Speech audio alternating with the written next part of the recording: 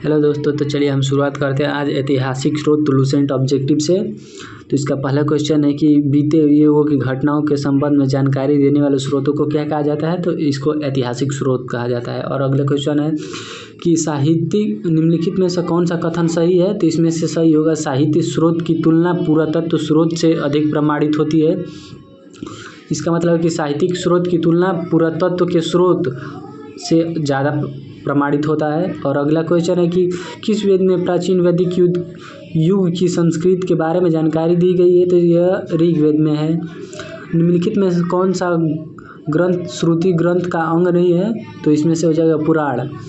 और निम्नलिखित में से कौन सा ग्रंथ दावा करता है कि जो उस ग्रंथ में वह विश्व में है और जो वो उस ग्रंथ में नहीं है वह विश्व में अलभ्य है, मतलब कि वो विश्व में नहीं मिलेगा। तो वो महाभारत है, जिसमें सब चीज़ का पूरे विश्व में ब्रह्मांड में जो है उसका वर्णन किया गया है। अब चलते हैं हम अगले क्वेश्चन छठे की ओर। इसमें त्रिपिटक किसका ग्रंथ है, तो ये बौद्धों के द्वारा त्रिपिटक लिखा गया है। अगला क्वेश्चन की ओर बढ़ते हैं। अगला क्वेश्चन है जातक किसका ग्रंथ है, जातक भी बौद्धों का ग्रंथ है। मिलिंद पढ़ो। मिलिंद के प्रश्न राजा मिलिंद और किस बौद्ध भिक्षुक के द्वारा संवाद के रूप में है, तो नागसेन के द्वारा। निम्नलिखित में से किसका तुर मैकियावेली के प्रिंस से की जाती है, तो यह कौटिल्य का अर्थशास्त्र से तुलना की जाती है। कौटिल्य के अर्थशास्त्र का पहलू पर प्रकाश डाला गया है राजनीतिक नीतियों पर। कलहड़ की पुस्तक का क्या नाम है, तो राजतरणी इसका नाम है। और अगला क्वेश्चन है कि अष्ट अध्याय किसके द्वारा लिखी गई, तो पाणिनि के द्वारा लिखी गई है। अब बढ़ते हैं हम अगले क्वेश्चन की ओर, 13वें की ओर। हमारा क्वेश्चन है महाभाष्य के रचनाकार पतंजलि है कि अब कालिदास द्वारा रचित मालवी अग्निकांत्रम किसका इसमें नायक कौन था, तो इसमें नायक थे अग्निमित्र। इसमें मालविका और अग्निमित्र का मतलब कि प्रेम प्रसंग की रचना उनका वर्णन किया गया है। अब अगले क्वेश्चन 15 की ओर बढ़ते हैं। हर्ष चरित्र किसके द्वारा लिखी गई है, तो ये बाणभट्ट के द्वारा लिखी गई है। निम्नलिखित विक्रमाचरित्र के रचनाकार बिल्हड़ है। और चंदबर द्वाई द्वारा रचित ग्रंथ का नाम है पृथ्वीराज रासो। अब बढ़ते हैं हम अगले क्वेश्चनों की ओर अपने। अगला हमारा क्वेश्चन है कि निम्नलिखित में से कौन सा सिकंदर के समय भारत आने वाला इतिहासकार नहीं था, तो हेरोडोटस सिकंदर से पहले आ चुके थे। निम्नलिखित में से किस विदेशी यात्री भारत द्वारा सबसे पहले आया गया, तो यह भारत में सबसे पहले आने वाला विदेशी यात्री मेगास्थनीज था। मेगास्थनीज की पुस्तक का नाम इंडिका है और जियोग्राफिका की रचना करने वाले हैं स्ट्रेबो। अब अगले क्वेश्चन की ओर 22वें की ओर बढ़ते हैं। प्लिनी की पुस्तक का नाम नेचुरल हिस्टोरिया है। और पेरिप्लस ऑफ द एथेरियन सी के रचनाकार अज्ञात यूनानी लेखक थे, मतलब कि इनका किसी भी बुकों में इनका नाम की चर्चा नहीं की गई है। तो बढ़ते हैं हम अगले अपने क्वेश्चन की ओर। अगला क्वेश्चन है कि फायान कहाँ का निवासी था, तो फायान चीन का निवासी था। फायान किसके शासनकाल में आया था, तो फायान चंद्रगुप्त द्वितीय के शासनकाल में आया था। हर्षवर्धन के समय कौन सी चीनी यात्री भारत आया था, तो हेनसांग चीनी यात्री भारत के उस समय आया था हर्षवर्धन के समय। 9वीं सदी में भारत आए अरब यात्री सुलेमान को किस साम्राज्य के रूहेमा कहकर संबोधित किया, तो ये पाल वंश के लोगों ने इसे रूहमा कहकर संबोधित किया। अब अलबेरूनी किसका शासनकाल का इतिहासकार था, तो ये मोहम्मद गजनवी के शासनकाल का इतिहासकार था। यात्री इतबुता कहाँ से आया था, ये मोरक्को से आया था। दक्षिण अफ्रीका यात्री इन बतूता किसके शासनकाल में भारत आया था, तो मोहम्मद बिन तुगलक के शासनकाल में भारत आया था। अब अगले क्वेश्चनों की ओर हम बढ़ते हैं। अगला क्वेश्चन है हमारा फारस के सुल्तान मिर्ज शाहरुख के राजदूत अब्दुल रज्जाक 1443 से 1444 में किस विजयनगर के सम्राट शासनकाल में विजयनगर की यात्रा की, तो देवराय द्वितीय के शासनकाल में किया गया। भारत पुरातत्व सर्वेक्षण आर्कियोलॉजी सर्वर्सी ऑफ इंडिया की स्थापना कब हुई, तो इसका स्थापना 1861 ईस्वी में हुई। भारतीय पुरातत्व के जनक अलेक्जेंडर कनिंघम को माना जाता है। निम्नलिखित में से विद्वानों हड़प्पा सभ्यता की सर्वप्रथम खोजकर्ता हैं दयाराम साहनी। हड़प्पा सभ्यता की खोज हुई थी वर्ष 1921 ईस्वी में। बढ़ते हैं अगले क्वेश्चन की ओर 36वें की। अगला हमारा क्वेश्चन सिंधु घाटी सभ्यता की खोज को निकालने वाले दो भारतीयों के नाम जुड़ा है, दयाराम साहनी और राखल दास। R.D. बनर्जी भी उन्हें मतलब कि उसमें शामिल थे। हड़प्पा एवं मोहनजोदड़ो की पुरातात्विक खुदाई के प्रभारी सर जॉन मार्शल थे। और न्यूमिस्मेटिक्स का अर्थ क्या है, तो इसमें सिक्के एवं धातुओं का अध्ययन किया जाता है। एशिया माइनर स्थित बोगास कोई महत्व इसलिए है क्योंकि वहाँ से जो अभिलेखों का प्राप्त हुआ है उनमें 4 वैदिक देवताओं का वर्णन है, जैसे इंद्र, वरुण, मित्र, नक्षय का उल्लेख मिलता है। तो 39वें का ऑप्शन ए हो जाएगा।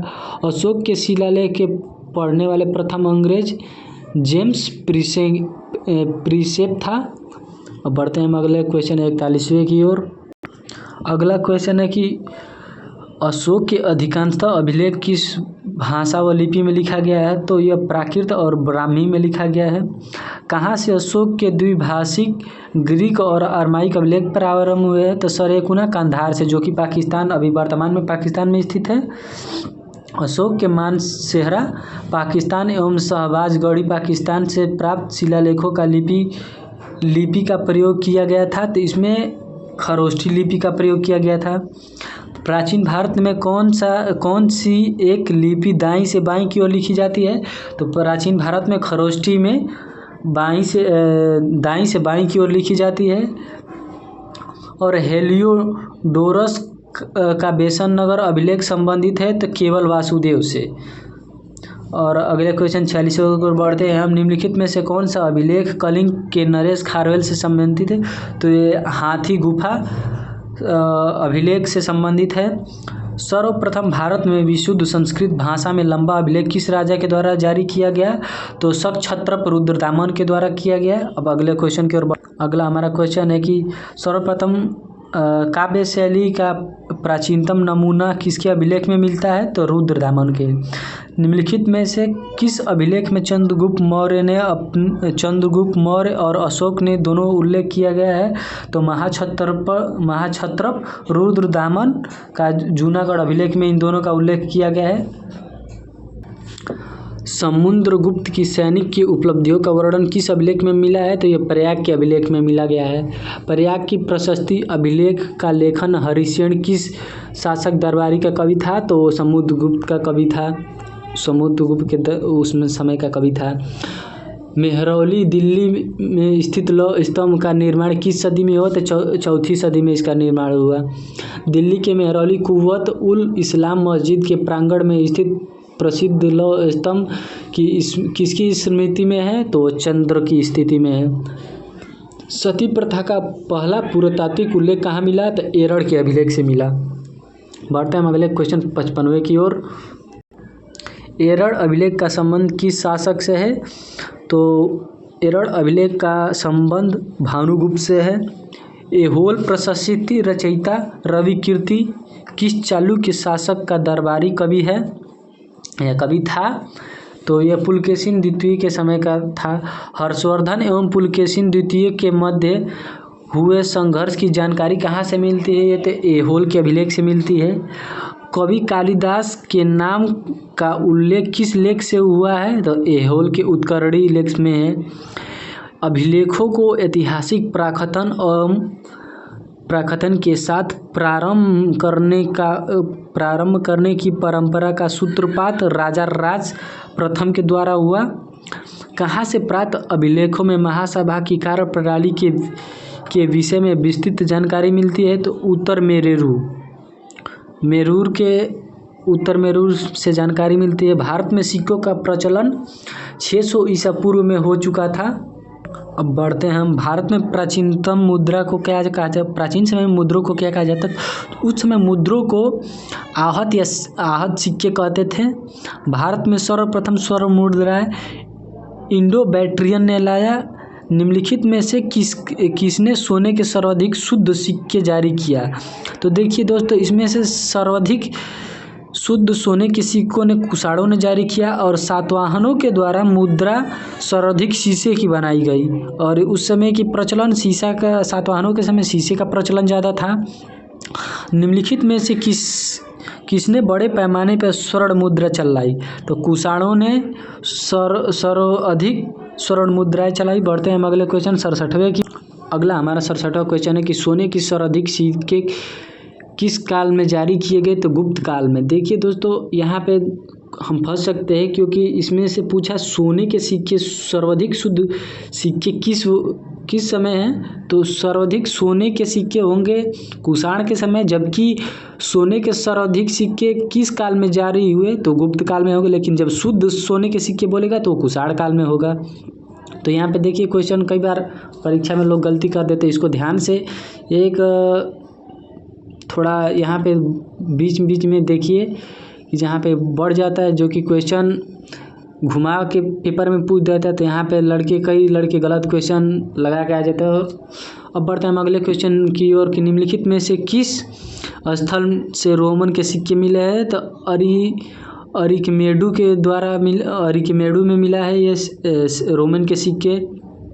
भीमबेटका गुफाएं किसके लिए परिचित है? तो भीमबेटका की गुफाओं में देखिए दोस्तों, वहाँ पे गुफाओं में चित्र बना दिया गया है, शैल चित्र, जैसे पत्थर को काट के उस पर चित्र बना दिया गया है। प्राचीन काल में भारत के लोगों बर्मा को किस नाम जानते हैं? तो बर्मा को, जो कि म्यांमार कहते हैं, वह अभी म्यांमार वर्तमान में उसको कहा जाता है, तो वो सुवर्ण भूमि, उसको स्वर्ण भूमि के नाम से जानते हैं। और अगला क्वेश्चन 71वां है कि अकोर वाट कहाँ स्थित है? तो ये कंबोडिया में स्थित है। प्लिनी की मूल कृति नेचुरल हिस्ट्री किस भाषा में लिखी गई है? तो लैटिन भाषा में लिखी है। चचनामा सिंध का इतिहास है और मूल रूप में किस भाषा में लिखा गया? तो अरबी भाषा में लिखा गया। बढ़ते हैं हम अगले क्वेश्चन 74वें की ओर। अगला हमारा 74वां क्वेश्चन, भारत में सांस्कृतिक इतिहास के संदर्भ में इतिवृत्तों के राजवंशी इतिहासों तथा वीर गाथाओं से कंठस्थ करना निम्नलिखित में से किसका व्यवसाय था? मागध का।